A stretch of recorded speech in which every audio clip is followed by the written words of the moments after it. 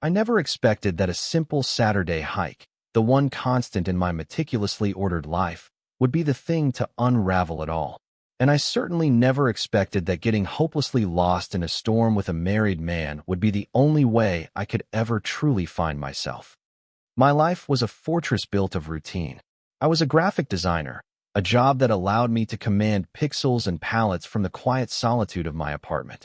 I arranged my books by color, my spices alphabetically, and my days into predictable, manageable blocks.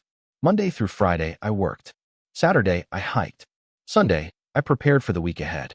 This was the rhythm that kept the low hum of anxiety at bay, a quiet metronome that proved I was in control. The fortress was safe. It was also profoundly lonely. The Saturday hike was my only indulgence in the unpredictable. I went to the same state park, a sprawling expanse of green and granite an hour outside the city, and walked the same 7-mile loop. It was a ritual of controlled chaos. The weather might change, the light might fall differently through the trees, but the path was always the same. It was on this path that I first saw him. I didn't know his name, so in the private catalog of my mind, he was simply the hiker. He was there most Saturdays, usually starting about half an hour before me, which meant I would pass him on his way back as I was nearing the halfway point. He was tall, with the kind of broad shoulders that spoke of a life lived doing more than just moving a mouse. His hair was dark, cut short, but always looking a little windswept, and his eyes, in the few fleeting moments I dared to meet them, were the color of moss after a rain. He had a steady, grounding presence, the kind of man who looked like he could build a house with his bare hands, and then explain the physics of its structural integrity. His clothes were practical, worn-in things, a faded blue windbreaker, sturdy cargo pants, boots with leather scuffed and softened by countless miles. He moved with an easy, unhurried confidence that I, in my perpetually tense state, could only admire from a distance. He was a piece of art in a museum I was allowed to visit, but never, ever touch. The first time I saw the ring, a simple, unadorned gold band on his left hand, my heart did a strange, painful little flip. It was a confirmation of a truth I already knew in my bones. He was from a different world, a world I had no access to. The ring was a wall, higher and more impenetrable than any I had built around myself. It made him safer to admire, in a way. He was a fixed point in the universe, an object of unattainable beauty, and my quiet, secret yearning was harmless because it could never be acted upon. It was just another part of the Saturday ritual. See the mountains, hear the birds, feel a pang of longing for the handsome, married hiker. Our interactions were minimal, a script we repeated weekly. A slight incline of the head, a quiet, mourning sometimes if the trail was narrow, a murmur of, on your left. His voice was a low, pleasant rumble, like distant thunder. It always settled something in my chest, even as it made my pulse quicken. For the rest of the day, that brief exchange would echo in my mind. I would dissect his tone, the way his eyes crinkled slightly at the corners, searching for meaning where there was none. He was just being polite. I was just being pathetic. This particular Saturday started like any other. The sky was a placid, hazy blue, and the air held the warm, loamy scent of late summer. I packed my bag with the usual precision: 2 bottles of water, a protein bar, a small first aid kit, a light rain jacket. I checked the weather forecast. Clear, with a 10% chance of a stray shower in the late afternoon. Nothing to worry about.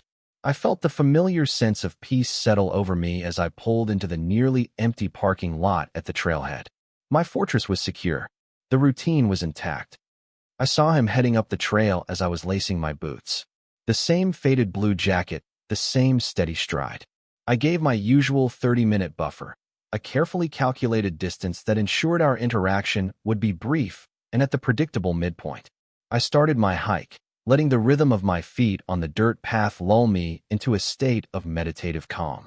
The trees formed a canopy overhead, dappling the ground in shifting patterns of light and shadow. For a few hours, the anxious hum in my brain would be replaced by the whisper of the wind and the call of a distant hawk. The change came with a sudden, unnerving speed. One moment, the sun was filtering through the leaves. The next, the light dimmed as if a switch had been flipped. The sky, visible in patches through the canopy, had turned a bruised, ugly shade of gray. The wind picked up, carrying a chill that hadn't been there before and the distinct, metallic scent of imminent rain. That 10% chance was about to become a 100% reality. I pulled my jacket from my pack, zipping it up as the first fat, cold drops of water began to fall. I considered turning back, but I was almost at the halfway mark, the scenic overlook where I usually passed him. It felt more logical to press on, to complete the loop. The rain intensified, quickly graduating from a shower to a torrential downpour.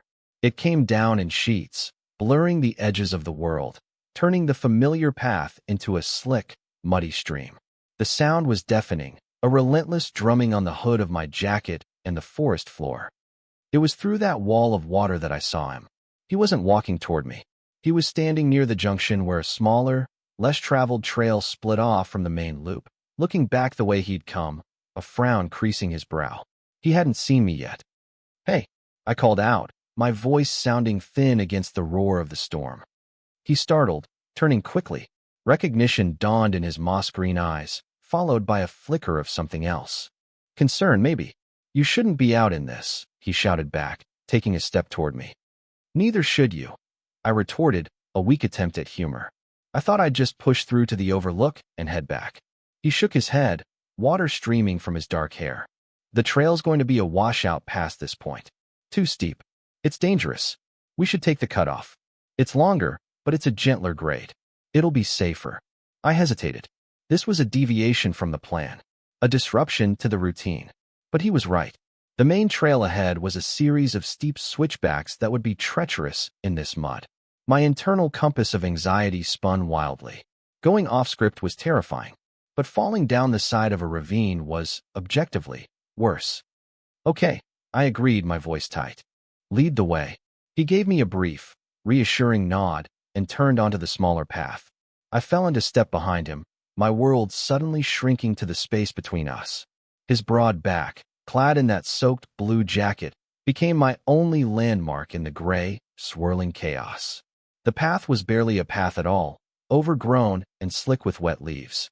Within minutes, a thick, disorienting fog rolled in, blanketing the forest in an ethereal silence broken only by the sound of the rain and our own ragged breaths. We couldn't see more than 10 feet in any direction. We walked in silence for what felt like an eternity. My initial anxiety began to curdle into a more primal fear. The trail markers were gone, or perhaps they'd never been on this forgotten path. Every direction looked the same, a dense, dripping wall of green and gray. The fortress of my routine hadn't just been breached, it had been utterly demolished. I was adrift in a sea of uncertainty, and the only other person in this world was a man whose name I didn't even know. A man with a gold ring on his finger. "I think we're lost," he said finally, his voice low and devoid of the easy confidence I was used to. He had stopped, turning to face me. His expression was grim, the lines around his eyes etched with worry. The admission hung in the cold, wet air between us. He was lost. The man who seemed so grounded, so sure of his place in the world, was just as lost as I was.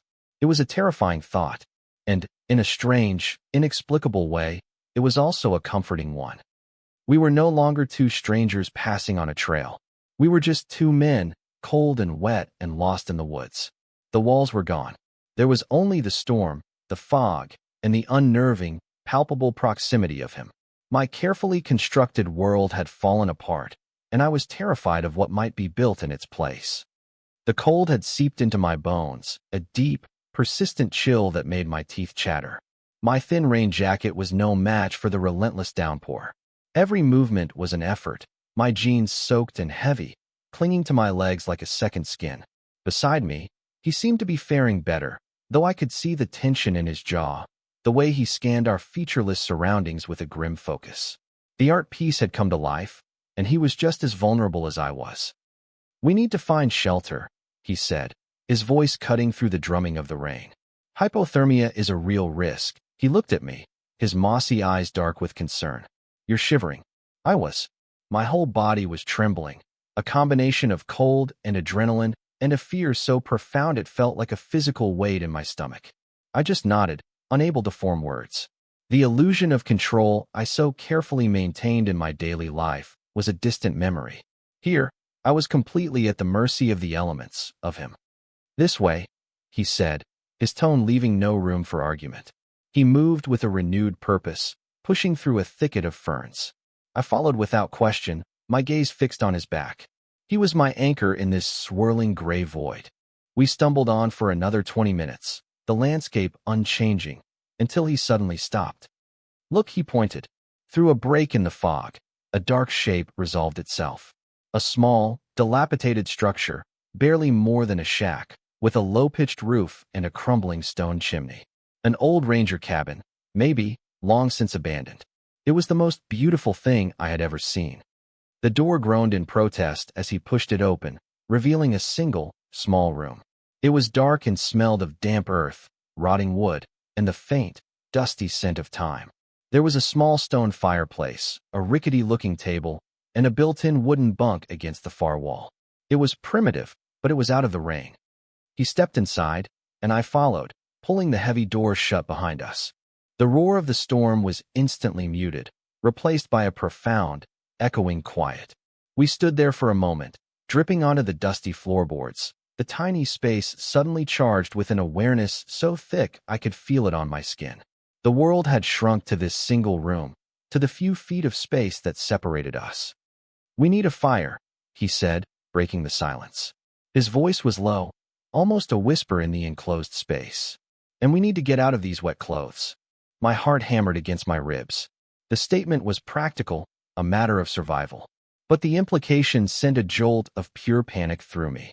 I watched as he shrugged off his soaked windbreaker and then began to unbutton his shirt. I couldn't look away. His chest was broad, dusted with dark hair, his skin slick with rain. He was real. More real than the idealized image I had constructed in my head over all those Saturdays. He stripped down to his boxer briefs without any self-consciousness and started wringing out his clothes, hanging them on a rusty hook near the fireplace. "Your turn," he said, his back to me. "Don't be shy. Frostbite isn't worth the modesty." My fingers felt numb and clumsy as I fumbled with the zipper of my jacket. I peeled off my soaked layers, my movements stiff and awkward.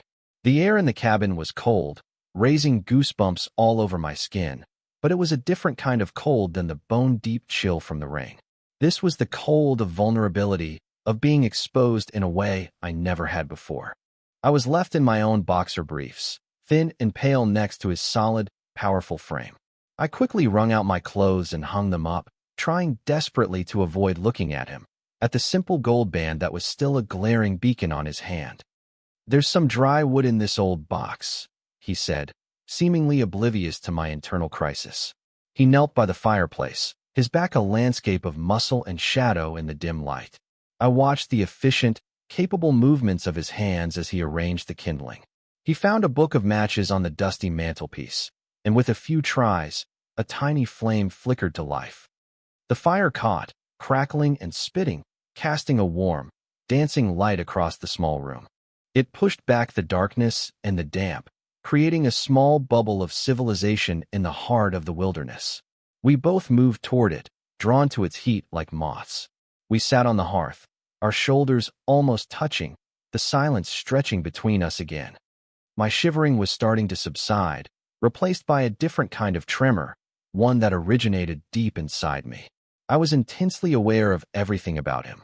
The scent of him, a mix of rain, damp earth, and something uniquely his, something warm and masculine like cedar and soap. The sound of his quiet, even breathing next to me. The heat radiating from his skin, so close to mine. My entire sensory world was him. "I'm Marcus, by the way," he said, his voice a low rumble that vibrated through the stone hearth. "Leo," I managed to say, my own voice sounding thin and reedy. Marcus. He had a name. He was no longer the hiker, the abstract object of my admiration. He was Marcus, a man sitting next to me in a derelict cabin, half naked and lost. "I'm sorry about this, Leo," he said, turning his head to look at me. The firelight caught in his eyes, turning them from moss to molten gold. "I thought I knew that cutoff. I've been hiking these trails for years. I feel responsible." "It's not your fault," I said quickly. "It's the storm. The fog. Anyone would have gotten turned around." He gave a small, humorless smile. "I'm an architect. My entire job is about understanding space, about knowing how things fit together. Getting lost feels like a professional failure. This was the first crack I had ever seen in his confident facade. A glimpse of the man behind the steady presence. An architect. It fit. The quiet competence, the way he seemed to understand structure. My job is making sure fonts are kerned correctly. I offered, a self-deprecating joke to fill the space. If we were lost in a bad logo design, I'd be your guy. To my surprise, he laughed. A real laugh, low and warm, that filled the small cabin. I'll keep that in mind. The sound did something to my insides, loosening a knot I hadn't even realized was there. We sat in a more comfortable silence after that, watching the flames. The tension hadn't disappeared, but it had changed. It was no longer just the awkwardness of strangers in a strange situation. It had become something else, something with a low, electric hum to it. A current of awareness that flowed in the small space between our bodies. I risked a glance at his left hand, which rested on his knee. The gold band seemed to catch the firelight, a constant, silent reminder of the impassable wall between us. His wife was probably at home right now, warm and dry, wondering where he was. A fresh wave of guilt washed over me, cold and sharp. What was I doing, sitting here, feeling this? This pull toward a married man. He must have caught my gaze. Everything okay? He asked, his voice soft.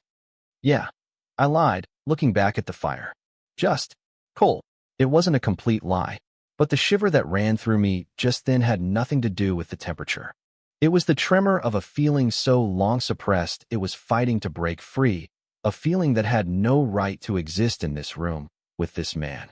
The fire crackled, the rain drummed a soft, steady rhythm on the roof, and I felt the carefully ordered world of my fortress cracking right down the middle.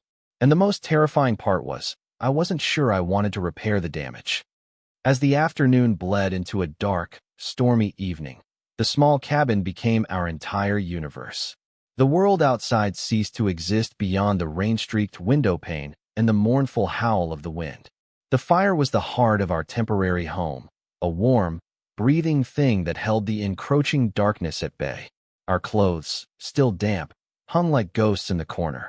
We had rationed my single protein bar, splitting it in half in a silent acknowledgement that we were here for the night. The initial awkwardness had settled into a strange, quiet intimacy. We talked, not about anything profound, but about the small things. His work as an architect, the frustrating joy of wrestling a building from paper into reality. My work as a designer, the solitary satisfaction of finding the perfect color combination. We were two creators, speaking a similar language of form and function, of order wrested from chaos. It was ironic, given our current situation. But as the last of the light faded from the sky, a deep, primal cold began to set in again. The fire, though steady, couldn't reach the far corners of the room. The single wooden bunk, built into the wall, looked both uninviting and like our only option. It was fitted with a thin, dusty mattress that smelled of mice and neglect. It's not much, Marcus said, his voice low as he looked at it. But it's better than the floor. We'll generate more heat if we share it. My breath caught in my throat. It was the same logic as before. Practical. A matter of survival.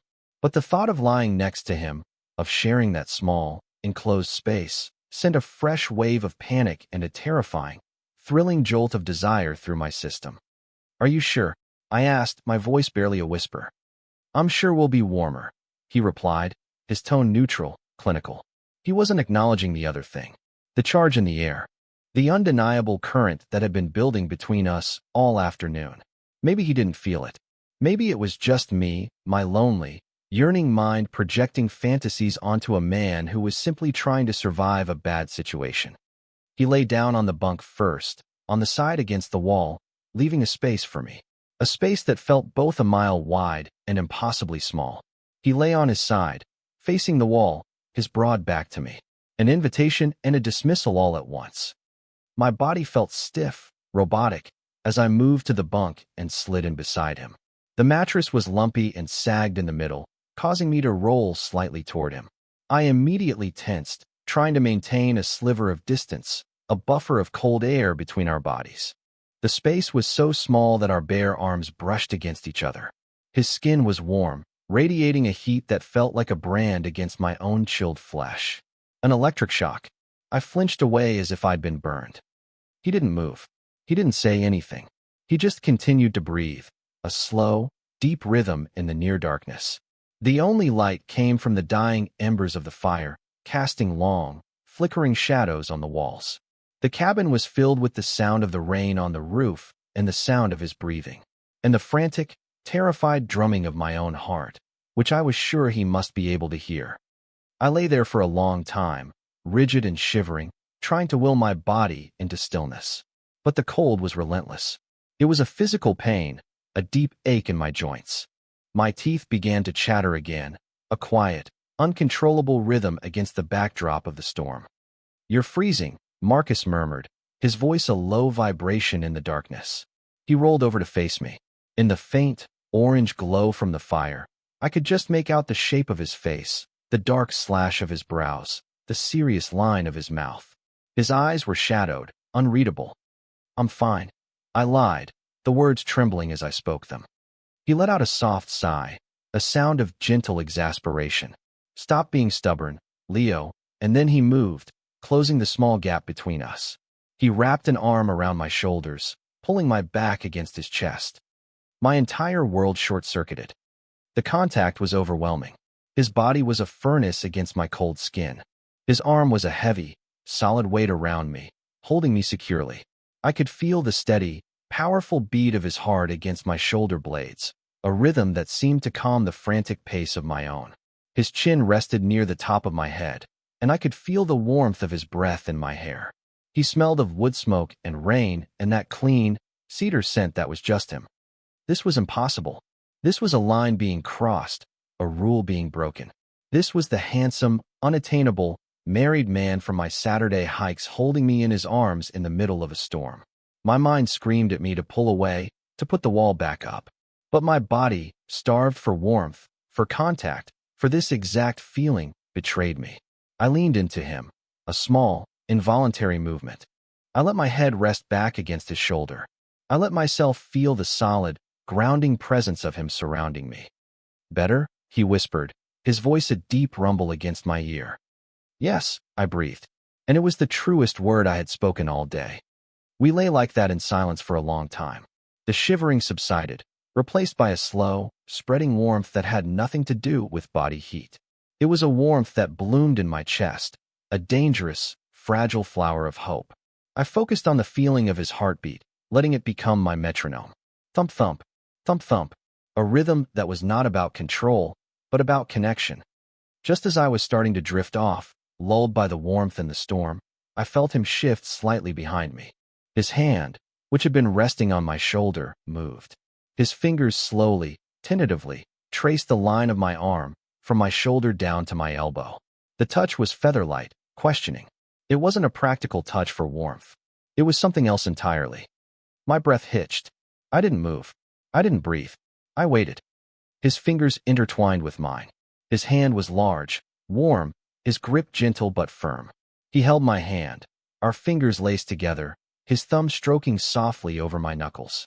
It was the most deliberate, most intimate gesture I had ever experienced. It was a question, a statement, and an answer all at once. And in that moment, lying in the dark with his arm around me and his hand in mine, I knew my life, the one I had so carefully constructed, was over. The fortress had fallen, and I was standing in the ruins, utterly terrified and more alive than I had ever been. The point of no return had been a quiet, unassuming touch in the dark. The world returned in shades of gray and the muted sound of dripping water. The storm had passed, leaving behind a clean, rain-washed silence. A pale, watery light filtered through the cabin's single dirty window, illuminating dust motes dancing in the air. The fire had died down to a pile of pale, white ash. The warmth was gone. I woke up alone. For a disoriented moment, I thought I had dreamt it all. The storm, the cabin, Marcus. But the scent of wood smoke clung to my skin, and the dusty mattress beneath me was a lumpy, undeniable reality. I sat up, my body stiff and sore. The other side of the bunk was empty, cold. Then I saw him. He was standing by the window, already dressed in his still damp clothes, staring out at the dripping forest. His back was to me, a rigid, unapproachable line. He wasn't the man who had held me through the night. He was the hiker again, distant, a stranger. The memory of the night rushed back in a tidal wave of exquisite detail. His arm around me, the steady beat of his heart, his fingers lacing with mine. My stomach twisted into a tight, painful knot. Shame and anxiety, cold and sharp, flooded my system, extinguishing the last embers of the previous night's warmth. What had I done? What had we done? He must have heard me move, because he turned. His face was a closed, unreadable mask. There was none of the concern from yesterday, none of the gentle humor or quiet vulnerability. His moss-green eyes didn't quite meet mine. "Morning," he said. His voice was flat, clipped. All the warmth, all the low, rumbling intimacy was gone. It was the voice he used on the trail, the voice of a polite stranger. "Morning," I echoed, my own voice a croak. I scrambled off the bunk, suddenly desperate to put my own clothes back on, to rebuild some kind of barrier between us. The damp fabric felt cold and clammy against my skin, a fitting punishment for my foolishness. The silence in the room was a physical entity. It was thick, heavy, and suffocating. Every small sound was amplified. The drip of water from the eaves, the rustle of my clothes, the frantic, panicked thumping of my own pulse in my ears. We moved around the small space like two opposing magnets, carefully avoiding eye contact, never letting our bodies get too close. The easy proximity of the night before, the life-saving warmth, had curdled into a toxic, unbearable awkwardness. My mind began to race, a frantic spiral of self-recrimination. He regretted it. Of course, he regretted it. He was a married man. He had a wife. A life. Last night was a fluke, a moment of weakness brought on by fear and cold and proximity. A survival instinct that had strayed into something else. And I, in my pathetic loneliness, had read everything into it. I had mistaken a moment of shared humanity for a moment of genuine connection. I risked a glance at his left hand. The gold ring was there, a solid, immutable fact. It seemed to mock me. How could I have forgotten about this? How could I have allowed myself to feel that sense of hope, of rightness, when this circle of gold had been there the entire time, a silent testament to a promise he had made to someone else?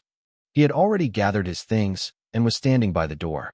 "The fog has lifted," he said, his gaze fixed on some point over my shoulder. "We should be able to find the main trail if we backtrack.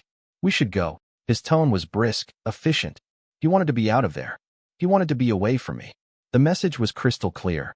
The bubble of intimacy had burst, and now all that was left was the cold, hard reality of the morning after. I had ruined everything. I had made a fool of myself, and in the process, I had probably destroyed the one small, peaceful ritual in my life. I would never be able to hike this trail again without being haunted by this memory, by this crushing, humiliating shame. "Okay," I said, my voice small. I slung my own damp pack over my shoulders. The weight of it felt heavier than usual. The hike back was a silent, agonizing ordeal. Marcus set a punishing pace, moving through the woods with a grim determination that bordered on flight. I struggled to keep up, my legs aching, my mind a relentless torment of replayed moments and imagined conversations. I kept composing and discarding the perfect apology in my head. "I'm sorry, I misread the situation. I was just cold. Let's just forget last night ever happened." But the words caught in my throat, choked by the thick wall of silence he had erected between us. He was acting like a man who had made a terrible mistake and was now trying to outrun it. And I was the mistake, the living, breathing evidence of his lapse in judgment. The perceived distance between us was no longer just emotional. He was physically keeping several yards ahead of me on the narrow path, a chasm that felt wider and more impossible to cross than any ravine. Finally, through the trees, I saw the familiar shape of the main trail.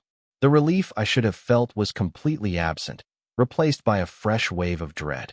Reaching the trail meant our time together was over. He would say a polite, clipped goodbye, and then he would walk out of my life forever, leaving me with nothing but the wreckage of my own foolish heart. This was it. The end. The quiet, pathetic conclusion to my brief, imagined love story. We stepped onto the main path, and he stopped, turning to face me for the first time since we had left the cabin.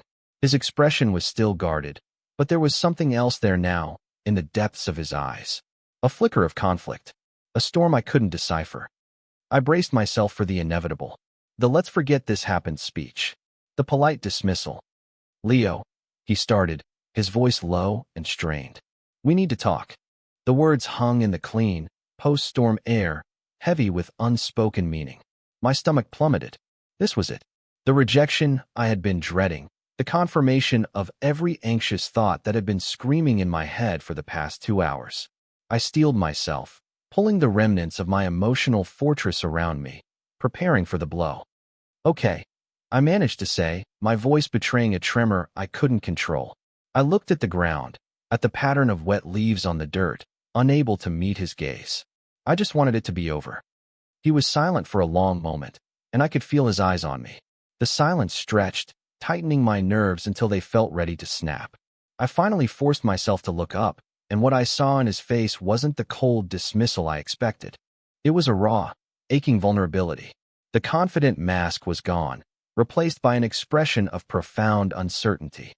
"Last night," he began, then stopped, running a hand through his damp hair. He took a deep breath, like a man about to dive into cold water. "What happened in that cabin? It wasn't just about the cold. Not for me." My heart stopped. I stared at him, unable to process his words. This was not the script I had written in my head. "I've seen you on this trail," he continued, his voice gaining a bit of strength, his eyes finally locking onto mine. "For months. Every Saturday.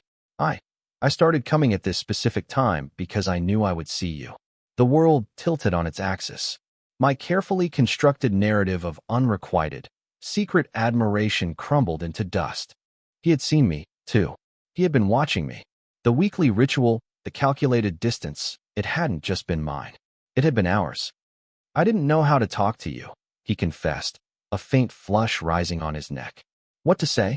Every week, I'd tell myself, today's the day, and then I'd just nod and keep walking.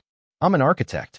I can design a skyscraper, but I can't figure out how to say hello to a man on a hiking trail. He gave a small, self-deprecating shake of his head. My mind was reeling, trying to catch up. "But you're married," I blurted out, the words clumsy, accusatory. I pointed a trembling finger at his hand. "The ring." Marcus looked down at his own hand, as if he were surprised to see the ring there. A shadow passed over his face, a deep, weary sadness. "This," he said, his voice quiet and heavy. "This is complicated." He met my eyes again, and the vulnerability there was so open, so painful, it took my breath away. "My marriage. It ended over a year ago, Leo. We separated. The divorce was finalized 6 months ago." The air rushed out of my lungs. I felt dizzy, lightheaded. The insurmountable wall, the one fact that had defined our entire dynamic, was a lie. It was a ruin that had been standing long before I ever came along. Then why? My voice trailed off. I didn't know how to finish the question. "Why do you still wear it?" "Habit," he said with a sigh. "Cowardice. I don't know." It felt easier than explaining it to people. Easier than admitting it had failed. It became a wall. A way to keep everyone at a distance. After everything fell apart with Sarah, I wasn't sure I knew how to connect with anyone anymore. The ring was an excuse not to try. He took a step closer to me, his gaze intense, searching. "And then I saw you. And you were quiet, and you seemed to have this piece about you. And I wanted to know what that was like. But I was stuck behind this wall I had built for myself. So I just watched you from a distance." He paused, his expression turning grim. "Yesterday, when the storm came, I'll be honest, a part of me was glad. I saw my chance. I suggested the cutoff knowing it was overgrown. I didn't plan on getting us completely lost, but I did plan on disrupting the routine, on finding a way to actually talk to you. It was a stupid, reckless thing to do. I'm sorry." The confession settled over me, a stunning, overwhelming revelation. The chaos hadn't been an accident. He had engineered it. He had demolished my fortress on purpose because he wanted to get inside. All my anxiety, my fear of overstepping, of misreading things, it was all based on a false premise. "You felt it too, didn't you?" he asked, his voice soft, almost pleading. "In the cabin. When I held you. It wasn't just me." The relief was a physical sensation, a flood that washed away all the shame and doubt, leaving me feeling hollowed out and clean. "Yes," I whispered, the word tasting of freedom. "God, yes. I've been watching you for so long. I thought I was going crazy. A slow, beautiful smile spread across his face, transforming his features, erasing the last of the tension. It was like seeing the sun break through the clouds after a long storm. So I'm not the only one who's crazy, he said, his voice thick with relief. He reached out, not for my hand this time, but to gently cup my jaw. His thumb stroked my cheek, and the touch was no longer tentative or questioning. It was sure. It was certain. Leo, he said, his voice a low murmur. And then he leaned in and kissed me. It was nothing like the frantic, desperate moments in the dark. This was a kiss of profound relief, of long-suppressed feelings finally given voice. It was slow and deep and sure, a conversation without words. It tasted of rain and earth and the promise of a new beginning. It felt like coming home to a place I had never been before.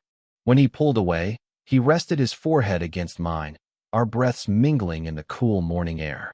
The gold ring on his hand was still there, but it no longer looked like a wall. It just looked like a piece of his past, a story he had finally finished telling. The first coffee felt like stepping into a different dimension. Seeing Marcus sitting across from me in a bright, bustling cafe, a ceramic mug in his large hands instead of a map, was a delightful form of vertigo. He was wearing a soft gray sweater and jeans, and without the context of the trail, he looked both like a complete stranger and like the most familiar person in the world. The grounded, capable hiker was still there, but now I could also see the thoughtful architect, the man who spoke about sight lines and the emotional resonance of a physical space. We talked for hours, the conversation easy and flowing, as if we were making up for months of silent observation. We filled in the broad sketches we had of each other with the fine details of our lives. I learned that his ex-wife's name was Sarah, that their parting had been amicable but heartbreaking, a slow erosion rather than a sudden cataclysm. He learned about my quiet, ordered life, my fear of chaos, and my secret love for old, badly designed science fiction book covers. He reached across the table at one point, his fingers brushing against mine. "You know," he said, a gentle, teasing light in his eyes, "for a man who likes order, you did remarkably while being lost in the woods." "I had a good guide," I replied, a smile spreading across my face. "Even if he did get us lost on purpose." "A calculated risk," he corrected, his thumb stroking the back of my hand. "The best designs always involve a calculated risk." The simple, public touch sent a warmth spreading through my chest, a quiet joy that was the polar opposite of the anxious, secret yearning I had harbored for so long. This was real. This was happening. We were two men, having coffee, on the verge of something new. As we left the cafe, he paused on the sidewalk. With a quiet, deliberate motion, he slipped the gold ring off his finger and slid it into his pocket. It was a simple gesture, but it felt monumental. A final, definitive closing of a door to the past. He looked at me, his expression open and hopeful, and a future I had never dared to imagine began to sketch itself out in my mind. Our new routine began to take shape. It was a routine not of solitude and observation, but of shared moments. We still hiked on Saturdays, but now we walked together, our hands often linked, our conversation filling the comfortable silences. The trail was no longer a place of lonely longing. It was our place, the site of our strange and wonderful beginning. We would sometimes pass the overgrown cutoff, and he would give me a conspiratorial grin. "You sure you don't want to take the scenic route?" he'd ask. And I would laugh, the sound free and unburdened. He started spending nights at my apartment. At first, his presence felt like a disruption to my carefully curated order. His boots by the door were too big, his jacket on the back of a chair threw off the room's color balance. But soon, these small signs of him became comforting. They were proof that my fortress was no longer a fortress. It was a home, one whose walls were becoming permeable, letting the light and the beautiful, unpredictable chaos of another person in. One evening, we were lying on my sofa, a documentary about brutalist architecture playing softly on the television. I was nestled against his side, his arm a familiar, comforting weight around my shoulders, his steady heartbeat a soothing rhythm against my ear. The scene was so peaceful, so domestic, it felt like a dream. I thought back to that first night in the cabin, to the terror and the cold and the electric shock of his touch. I thought about the years I had spent building walls to protect myself from the very thing I now held in my arms. I had believed that safety lay in control, in predictability, in keeping the world at a safe distance.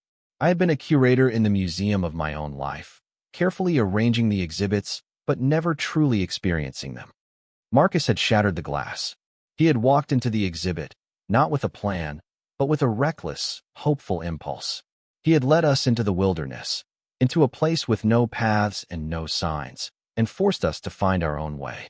He had shown me that vulnerability wasn't a weakness to be defended against, but a necessary prerequisite for connection. You couldn't build a bridge without exposing yourself to the chasm below. He must have felt the shift in my mood, the weight of my thoughts. He tilted his head down, his lips brushing against my hair. "What are you thinking about?" he murmured, his voice a low, warm rumble that vibrated through me.